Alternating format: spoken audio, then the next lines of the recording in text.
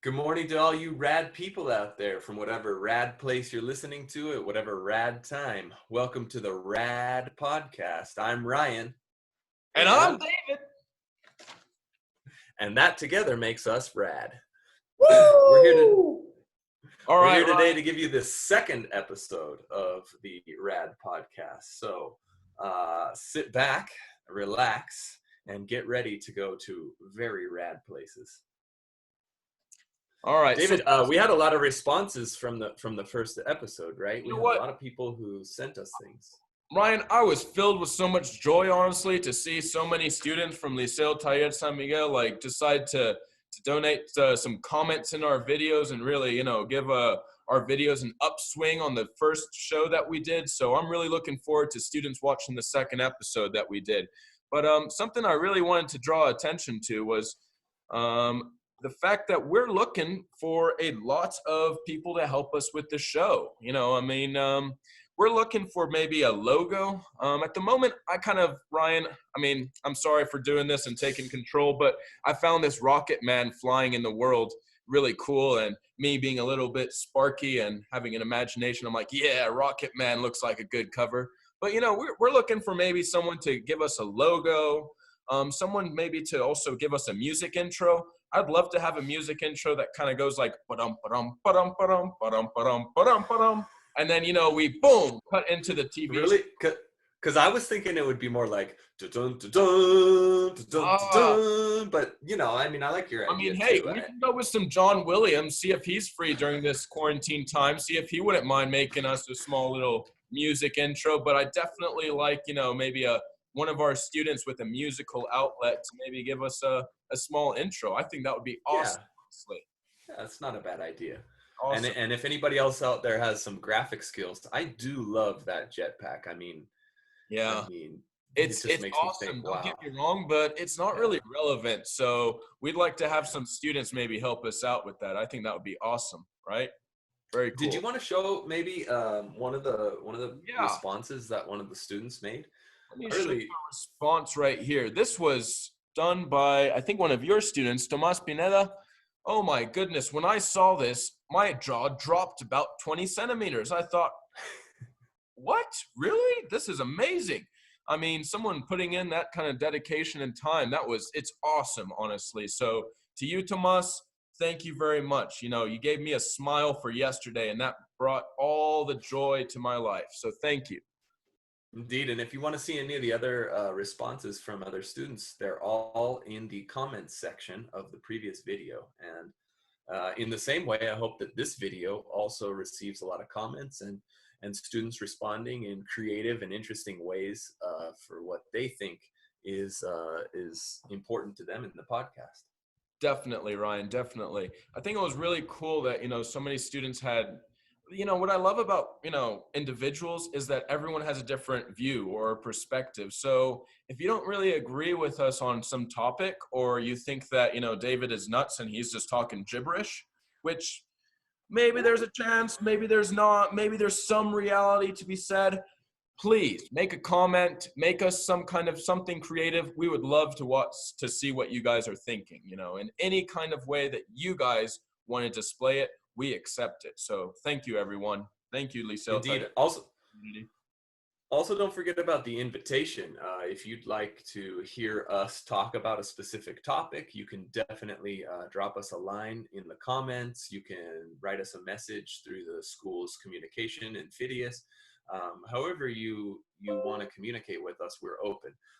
But we would love to hear your suggestions for topics or ideas for shows. And if you would like to be a guest on our show, we're still waiting for our first guest. We have there's a few challenges out there. I've thrown a few challenges at my students to see if they'll come and talk about their senior projects or anything that's interesting to them.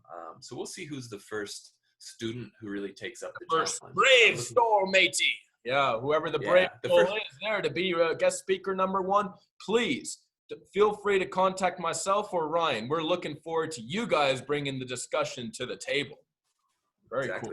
We might even call that first guest a hero of sorts, right?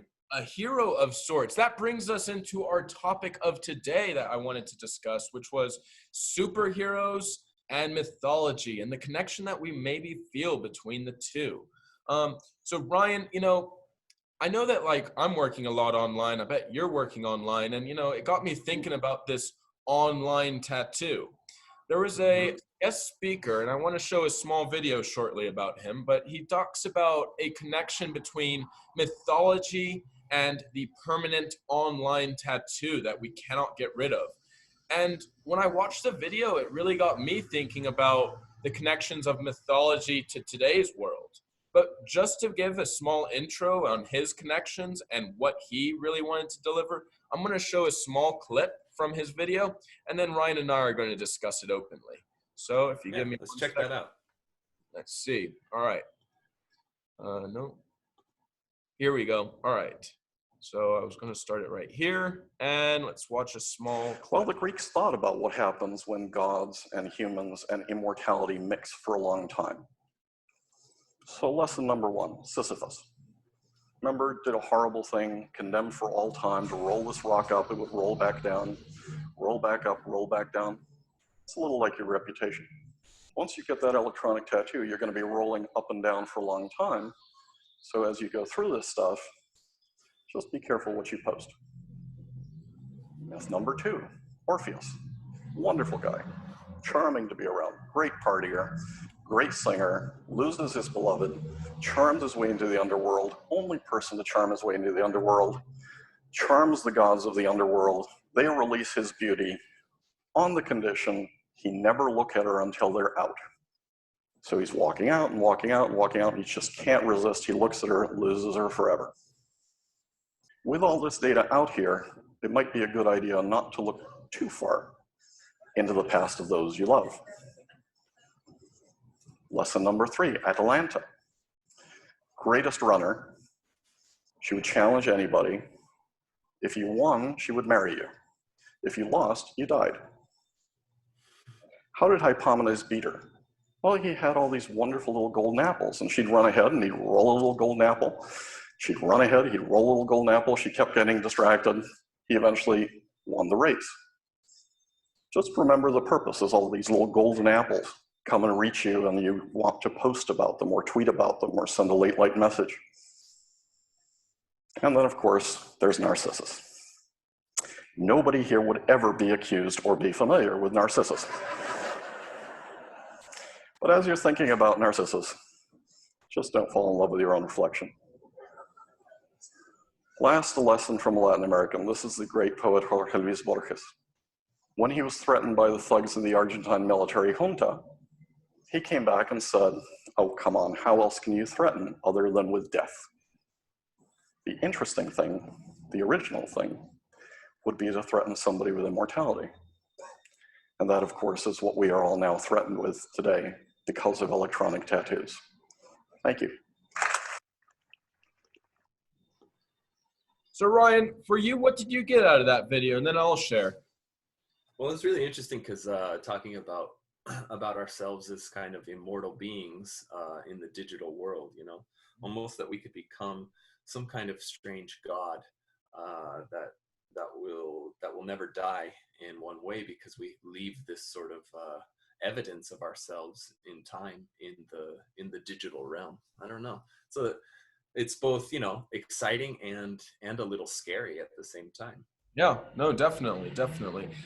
For me, I've since I was a little boy, I loved Greek mythology. I mean, it was something that always captivated my attention because, it's a story, is it not, at the end? And it's a story that we can infer some reality from, I mean, he uses those Greek mythologies to infer a connection to the digital world, and for me, that's something that I just still think that we should all acknowledge of Greek mythology or even ancient mythology, whether it's Norse or Egyptian. Is it a connection and tells us about the world that we live in today? I mean, I loved the story of Pandora's box because it's always telling us why we have bad in the world, and that's something that, I don't know. For me, when I first remember listening to that as a young kid, I was like, ooh, that sounds so good. The box that's open and all the bad goes out. I'm like, all right, yeah, I can get behind that, as a young kid, honestly. And I thought, that's something relevant and something really cool that plays a role or a point of view, if you will, in today's society. One thing, David, yeah. did you really have that accent? Did you really have that accent when you were a kid? Ooh, when I was a wee little one. No, I didn't sound Irish, unfortunately, but we'll get to talking about Ireland a little bit later. Yeah, but Okay. Okay. I mean, I don't know how I sounded. There's many different ways that my voice may have been projectile, but when I like to think of my imagination, yeah, I like to think maybe that's how I sounded. Nice. One thing that I think was really cool that's not really mentioned in the video, but obviously it goes on the same topic of making connections is Greek mythology and superheroes, right? I don't know. Mm-hmm. You ever thought about a connection between the two, Ryan? Yeah, I don't know, man. I don't know if I've ever made that specific connection. Well, But what are you thinking? I'm thinking there is most certainly a connection, between the two. For starters, put it this way, superheroes possessed values and powers, right? Ancient Greek gods possessed Okay. values and powers that we cannot, argue upon. I mean, Mm-hmm. Athena's values or her powers of wisdom, Ares's powers of god of war. There's these titles of god of Mm-hmm. Aphrodite. You had god of love, and those, kind of powers are in many ways I can see today, especially in the Marvel and DC universe, similarities between the two. When you look at the aspect of powers and value, Mm-hmm. those two qualities Mm-hmm. kind of actually make connections between modern day superheroes. So, for example, Hermes, right? He was the messenger god, Mm-hmm. and he was able to travel as fast as faster than anyone to get messages around. And when I think Mm-hmm. about traveling fast, what's the superhero similar to that? The Flash, right? Mm-hmm. Or Right. we have Poseidon, god of the seas and the oceans. And very similar in many ways to, and Poseidon, of course, with his trident, a very well-known trident. Who is the person in DC Comics that has a trident and and has powers in the water? Aquaman, right? Mm-hmm. Or the connection of Hercules, if you will. And Hercules, his 12 labors in order to become a god and be considered, absolute, if you will. Very similar to Superman in his youth, having to fit in as a human, and then emerging as Clark Kent and Superman. I see a similarity between those. Or if I can continue, I have Achilles and Batman. Batman he's one of the superheroes that does not have superpowers, yet Right. similar to Achilles in that sense of like, what is his downfall? Not having superpowers. Or the other connection I can think of Daedalus and Icarus. Daedalus' Mm-hmm. father, was a genius, an inventor, and he was the one behind, the wings that could fly. And the similarity of Iron Man being a man with a genius and the ability to build an iron suit, or Mm-hmm. Athena and Wonder Woman. I mean, I think that there's even more, if I were to continue, of like connections between Greek gods and Right. superheroes. These Mm-hmm. characters that possessed values and powers that were similar in so many different ways. I mean, that's something that I definitely can see a connection between. I don't know what you thought. What do you think, Ryan? Yeah, I mean, I think it's really interesting, especially too when you look at comic books and how they have come about as kind of a reaction to their times. So, like, if you look back to the X-Men coming out in the what, the 1950s, I believe, or 60s. 60s, yeah.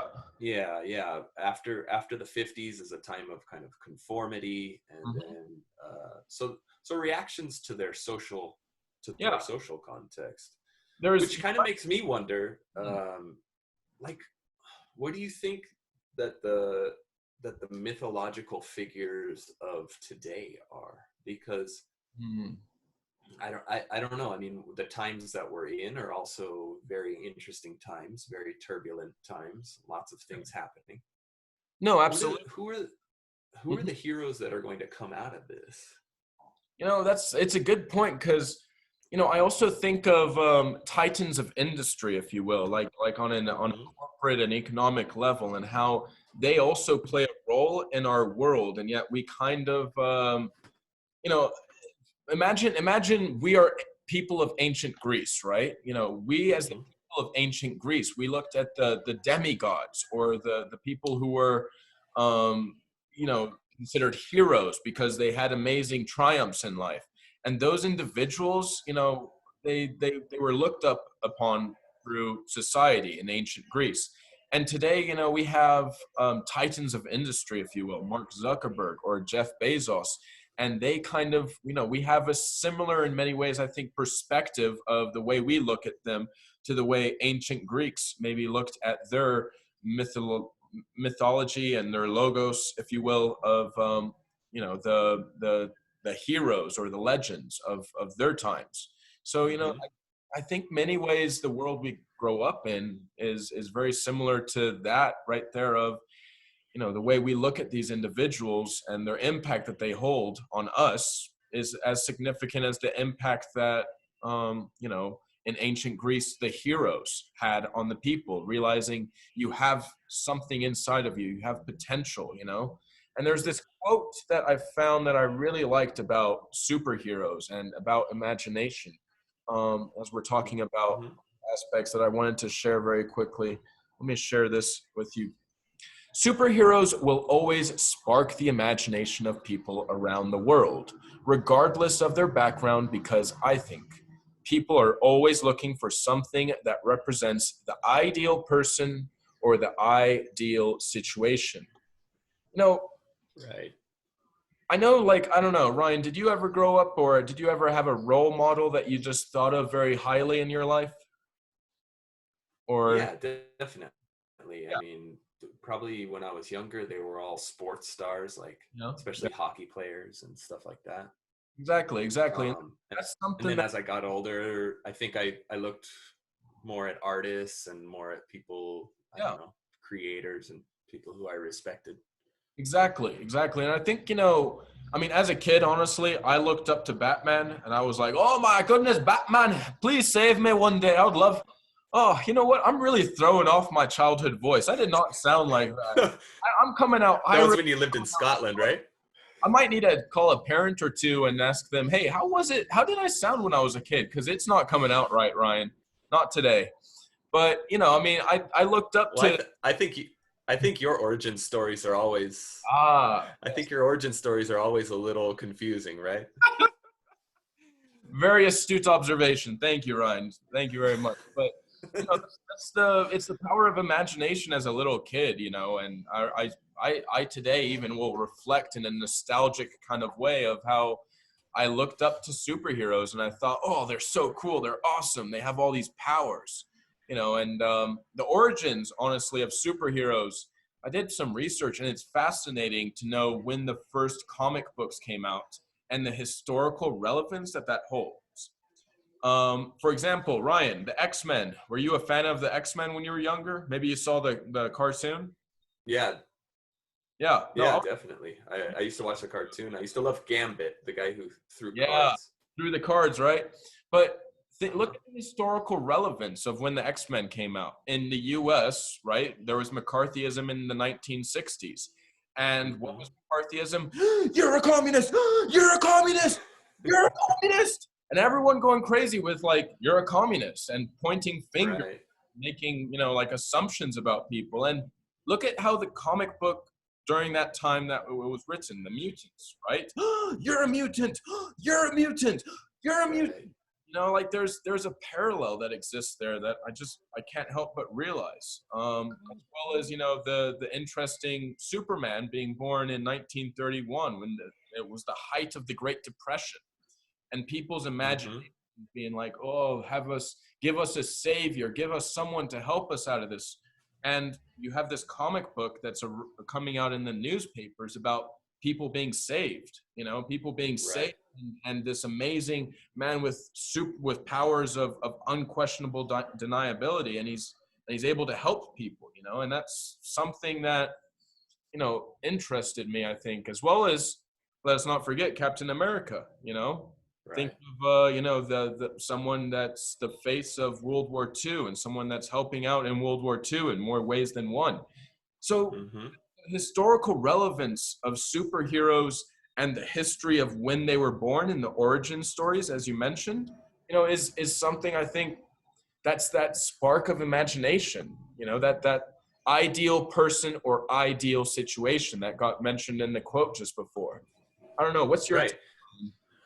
Yeah, I was thinking about that a lot, and I was thinking about that mythology, superheroes, whatever it is that we want. We're always trying to find some sort of common, basic ground for humanity, right? And I've been thinking in these days.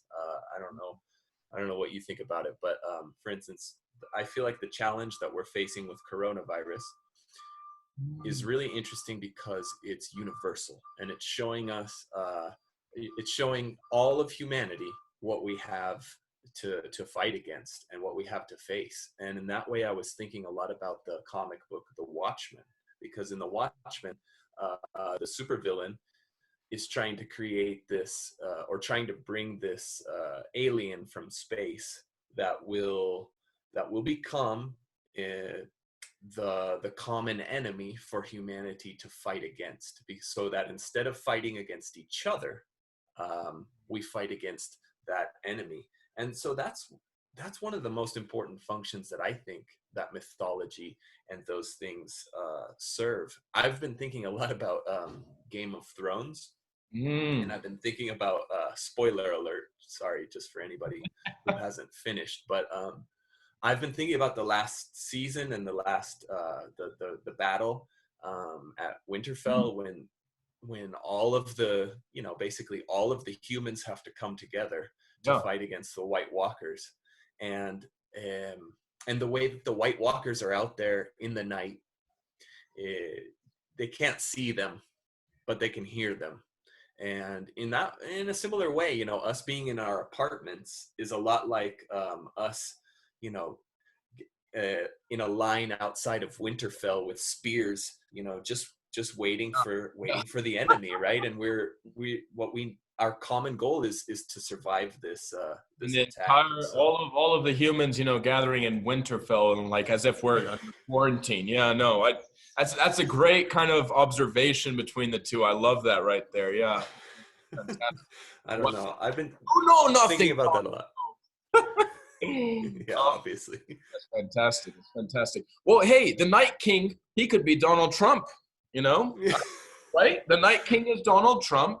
Oh, absolutely. I think you might be right. Oh my goodness, the Night King.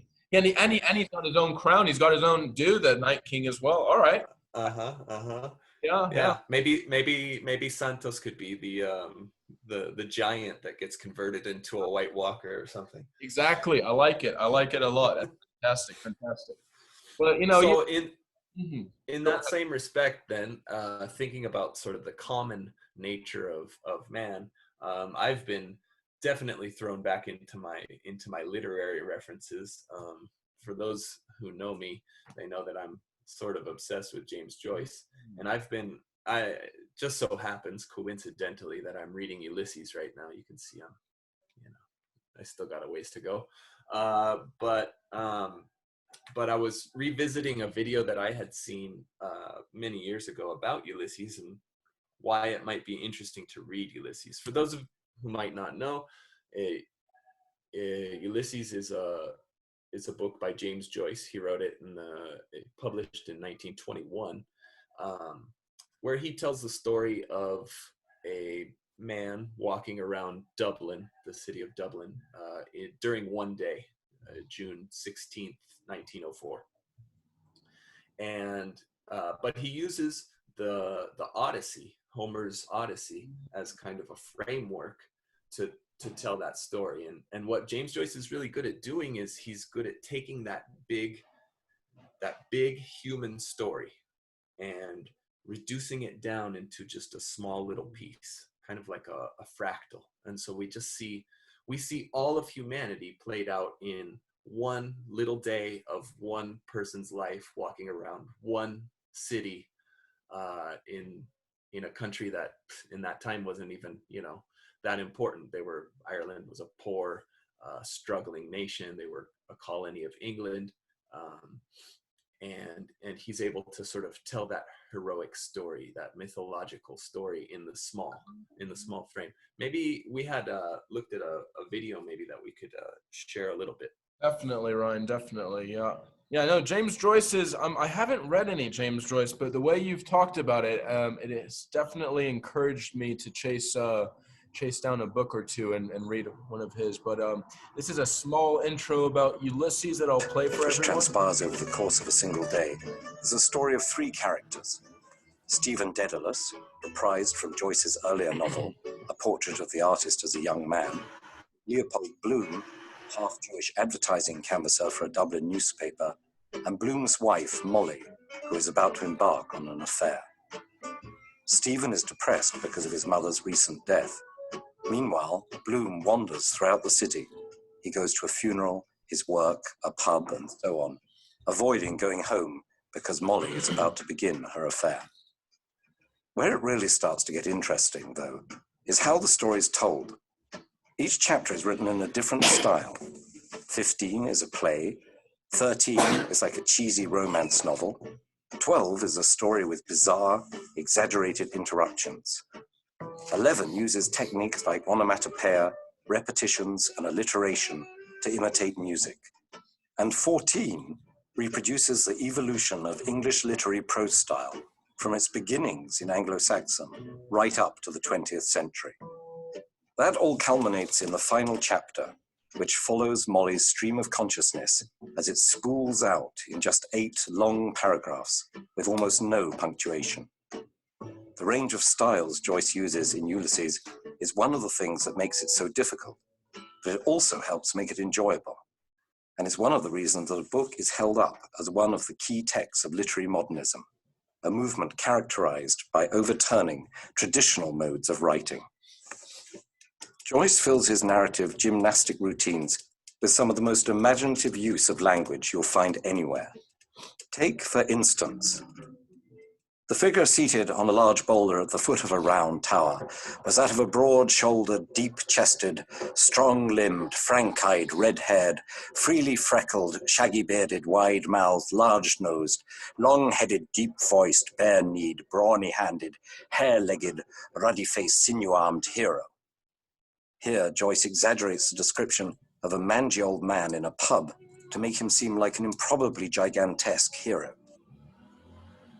Ryan, thank you for that. Really appreciate it. It gave a nice brief insight, if you will, into, you know, what Ulysses is about, and something that just captivates my attention. That I guess, you know, what makes James Joyce, you know, such a great writer is the mythology of, you know, writing different. Each chapter has a different style, and that right there, when I heard it, is like, I don't think I've ever read a book that has, you know, such a variation of styles. I've always been used to literature or reading about history or anthropology or sociology on an aspect where there's a singular style, if you will, from start to finish of the book. But that right there, tell us about the experience of, you know, having a change of styles. Maybe you look at it from an analytical perspective, or at least differently than most, right?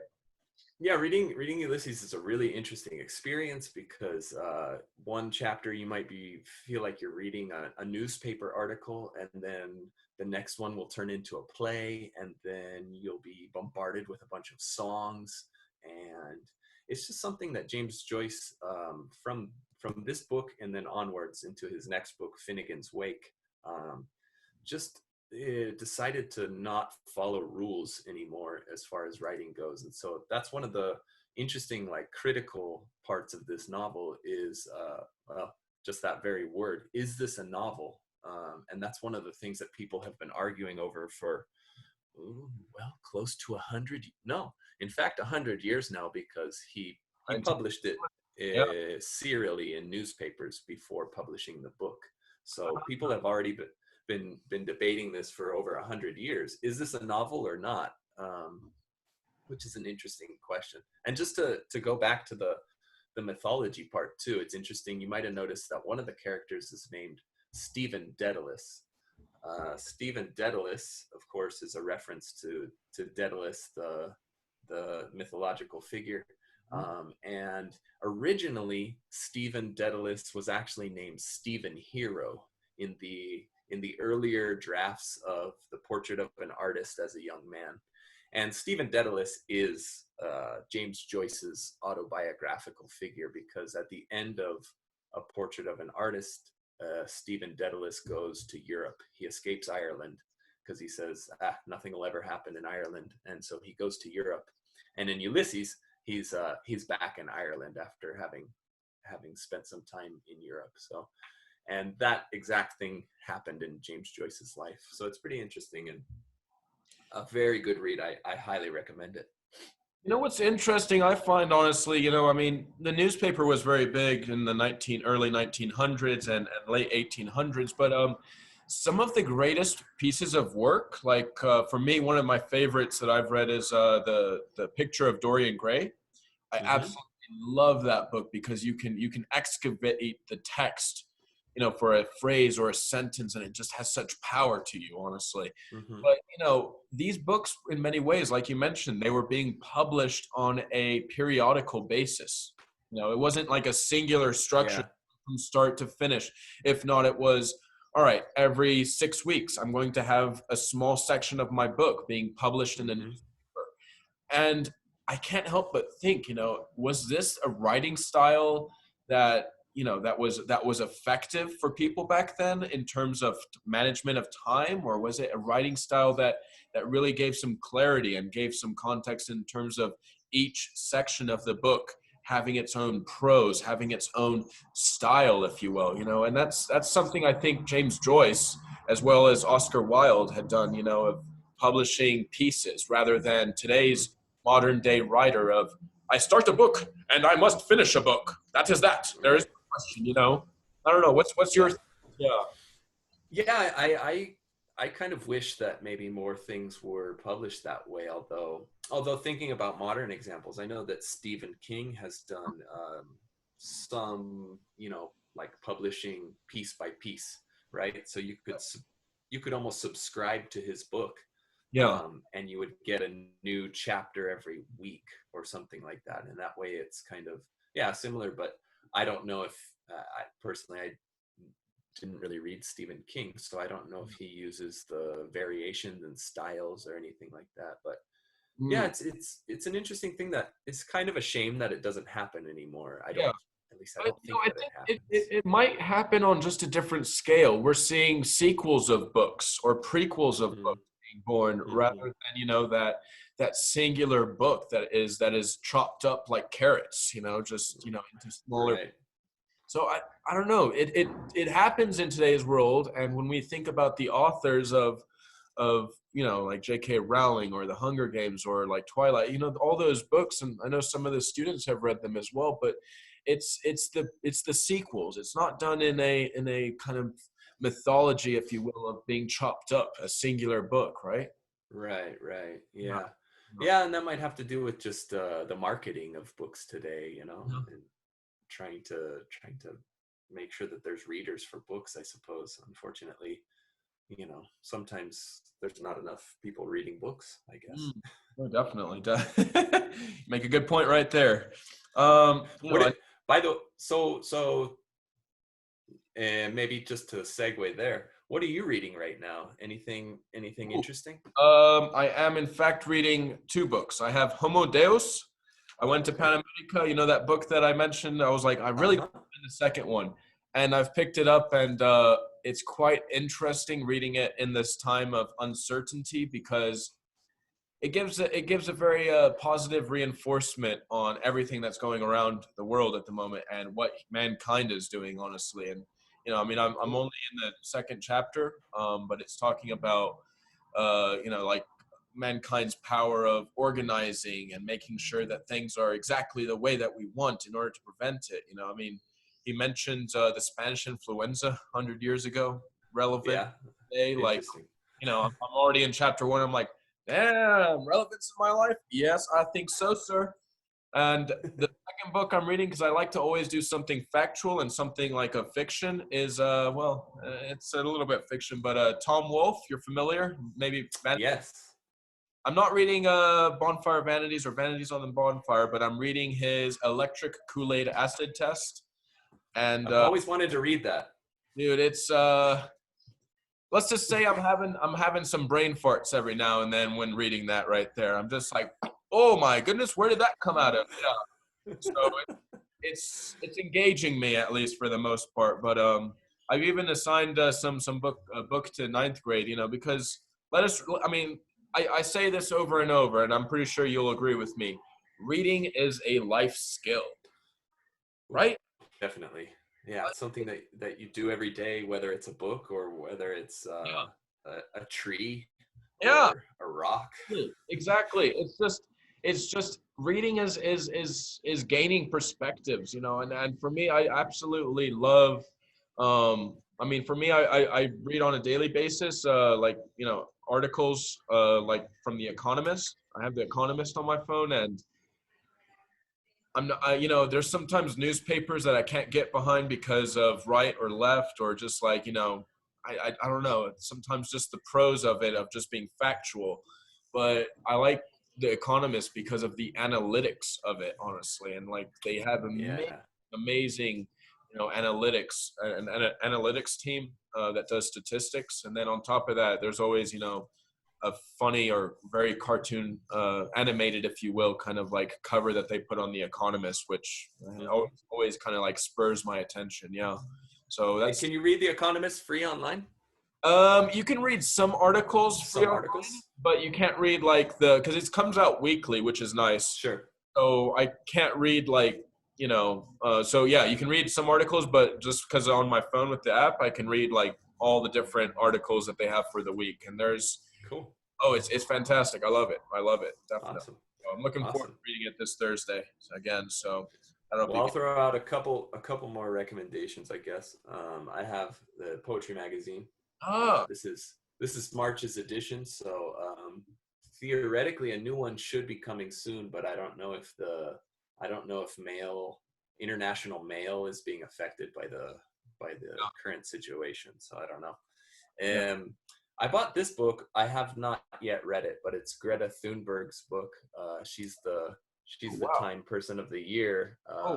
It's called No One is Too Small to Make a Difference. She's the environmental activist. And actually, I've been following Greta on Facebook for a couple of weeks now, and she's organizing online protests for the environment. So she's a person to watch. And well, why not? I have another James Joyce book. This is complete poetry, bilingual actually, in Spanish and in English. I found this at Panamericana. This is a treasure. So yeah, no, definitely. But I'm working on this brick, so. Hey, you know what? The one thing I am taking advantage of, honestly, in this time of uncertainty is reading. Honestly, it's awesome. It's keeping the wheels going and the gears well greased up. I'm finding, so I'm thankful for taking advantage of that time, at least. Definitely. Good to hear.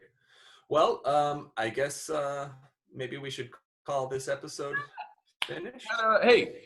We had a great time with you today, and if you're watching this, depending on the morning, day, or evening, we want to thank you for watching, and we look forward to having you guys participate. Thank you very much.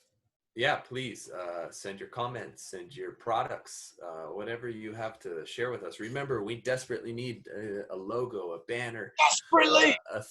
A theme song, something crazy. Remember, how was mine going to go? Boom, ba-doom, doom, doom, doom, ba-doom. Yeah, I think that was it. Or to get the. I would also be done with that. Yeah. Yeah. Something wacky. You guys have imaginations more than us, I suspect. So bring those along and donate your imaginations in a little bit of time. We'd love that, guys.